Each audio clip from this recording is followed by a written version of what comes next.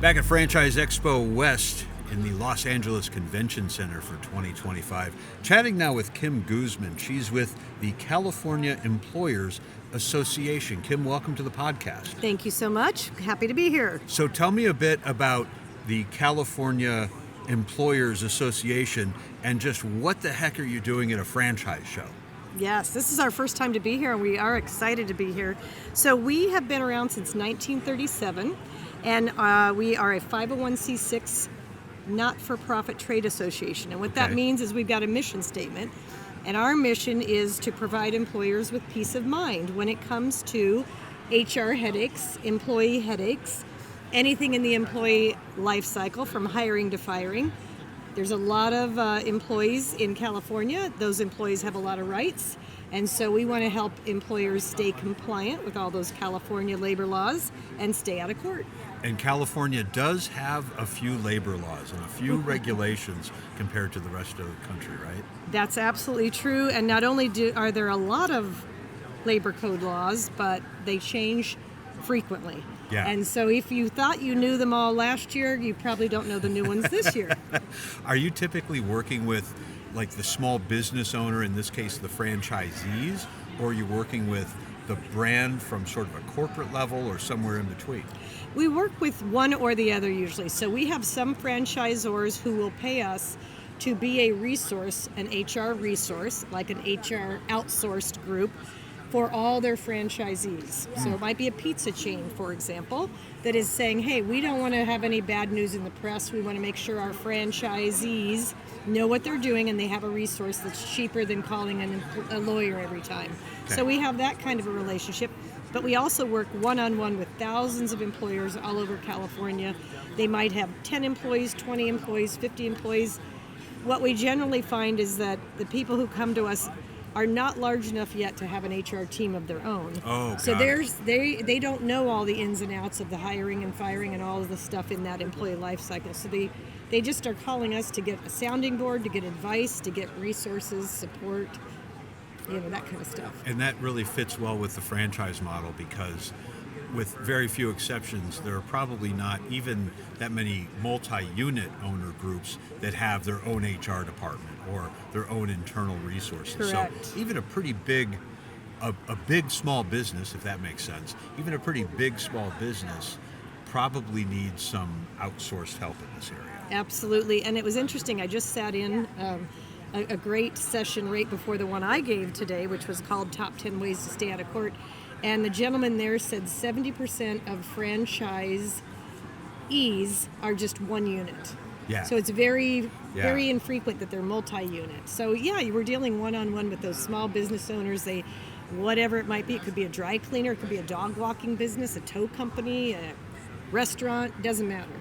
I want to ask you about the ways to stay out of court, but before we get there, what are some of the biggest topics that you're talking to small business owners about? Is it mostly like hiring practices, or are there other sort of hot topics right now that you're spending most of your time on? Probably the biggest, there's two top ones, and it's usually after somebody's hired. So there are a lot of rules around hiring, but that doesn't seem to be too much of a problem. The problem is now you've got an employee, and there's a lot of leave law issues in California. I need to take leave because I've got a grandmother who's sick, or I'm sick, or maybe my dog is sick. Do I have time off for that? Or my kid got suspended at school. Can I leave, and do I get paid to go to the principal's office? What about jury duty? Do I get paid? So a lot of leave law, and then the other biggie is wage and hour. Breaks, lunches, overtime. Over and over again, PAGA laws, which are class action lawsuits for wage and hour, that can really kill a franchisor if there's a whole class action lawsuit. Yeah. So those are, I'd say, leave laws and wage and hour issues. That makes a lot of sense to me. And as someone who likes to stay out of court as much as possible, give me some of your top ways to stay out of court these days. I would say the biggest one is really having an employee handbook. And a lot of people think you have to have an employee handbook when you run a business, but you do not. It's not the law. But we would say absolutely have a good, strong employee handbook because it sets the tone.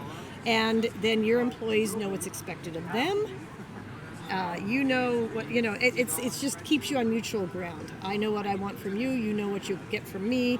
We're all on the same page here. So it's a bit of a Bible, if you will. Yeah, for and everybody. at some point, the thing that really is important to me as an employer was actually written down somewhere. Right, because I don't remember, right? I have somebody go, hey, are we off on Labor Day? I don't know. Let's go look in the handbook together. You said we were off on the Friday after Thanksgiving. Right. When did I say that? Right. And did I say I'd pay you, or did I say I'd just give you the day Right, off? you're right? off. Yeah. Right. So yeah, that employee handbook is crucial for you. But the funny thing is, you don't have to have one in California. But if you do have one, there are certain requirements that have to be in it. So there's just all these little nuances. If you can do HR in California, you do it anywhere. Yeah, I'll bet. And they're setting the standard for the rest of us. Yes. Any other ways to stay out of court that you wanted to share today? The other one I would say is hire slow, fire fast. Ooh, love that. Tell me more. So, often it's like, hey, we don't have enough employees and business is booming. We got to hire somebody really quick. And we really do our best to say, absolutely no. You need to take your time, hire slow, be thoughtful about the questions you're asking, be thoughtful about how you're doing the interview. Do 2 to 3 interviews, maybe one on the phone, maybe one on Zoom, maybe one in person before you make that decision. And then having the employee handbook so that you've got this new relationship.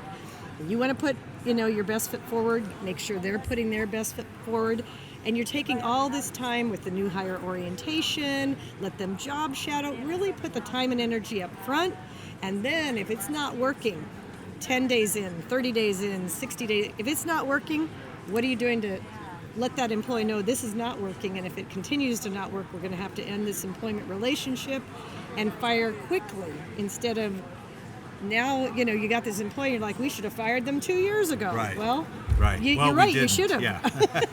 and you're saying fire fast, even faster than the sort of typical 90 days that we hear about. Yes, Is that correct? Yes. In fact, we tell people, do a 30, 60, 90-day review for new people. Nice. If somebody's brand new, they don't know, and you're busy, and they're busy, and you're like, what, you've been here 30 days? Yeah, how am I doing? Well, maybe I need to stop and take a look and go, actually, we've had some complaints. Maybe this isn't the right fit. But letting people know is the right thing to do for the employee and the employer, because even if somebody's not the right fit, but you let them go thoughtfully and with respect, they are continuing to carry on your brand. You don't want them bad-mouthing you when they leave, right? Yeah. So you need to let somebody know whether they're doing a great job or they're not, and you don't want to wait 6 months or a year to do that. Yeah, I always like to look at it like a coach would look at it.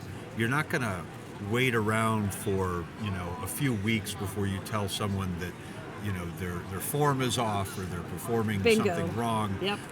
Tell them really fast. Yes. Because this is not all bad news. Maybe you could turn that person around quickly. That's right. And they could be your superstar someday. Yes, feedback. Lots Yeah. of feedback, immediate feedback in real time.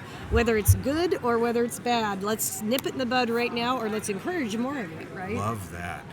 Last question I had for you is, do you work with organizations, and this might really be a big thing for franchisors, do you work with organizations that are not based in California, but maybe they have employees living in California remotely or working for some other department or something like that? We yes, we do. So at our last look, about 20% of the people we work with had businesses outside of California, but because they didn't understand California, that's why they joined us and became a member of CEA. And you don't have to work with us and be a member, but we have a lot of members that do. And so we can help you with all of your California questions. Maybe you're based in Florida or Michigan or Wisconsin or Wyoming, but if you have a California employee, you need to know California law. Yeah, especially if it's a great employee or a potentially great employee, because there's sort of this mindset with some companies out there like, ooh, I don't know, do we really want to bring in someone from California? And the answer should be yes, because there's so much talent here. Right. But if they just had someone to help navigate a few of those rules. That's right, and they can have a handbook that maybe all maybe 80% of their workforce is all in Florida and 20% is in California. They can have separate handbooks for those employees based Yeah. upon those different states. Right. Or they could make everybody conform to California, but Well, that's what you I know. see happening too with some brands that I'm working with, where they're actually looking at some rules from places like California and a few other states and applying those to the rest of the company, knowing that sometime in the next few years we're probably, it's like a domino effect. Yeah. We're all going to fall at some point. California will set the standard, but eventually Yeah. everyone's going to follow suit. It just takes longer. But I agree with you. We do say if you can conform to California employment law, the rest of the states are easy. If you can make it there, you can make it anywhere. I like it. Kim, give me some data and information on where people should reach out to you if they have questions, they'd like to work with you and your group. Where can we send those folks? We would love to have them come visit our website, which is employers.org. That's plural. Or they can just call us directly, 800-399-5331. We also have an Instagram account, LinkedIn, Facebook, but just look for californiaemployers.org, 800-399-5331. Very good. Thank you so much for joining us, and thanks for being here at Franchise Expo West. It's always great to have some more thought leaders and some more people, bringing new ideas into franchising. So we appreciate that. Thanks for having us.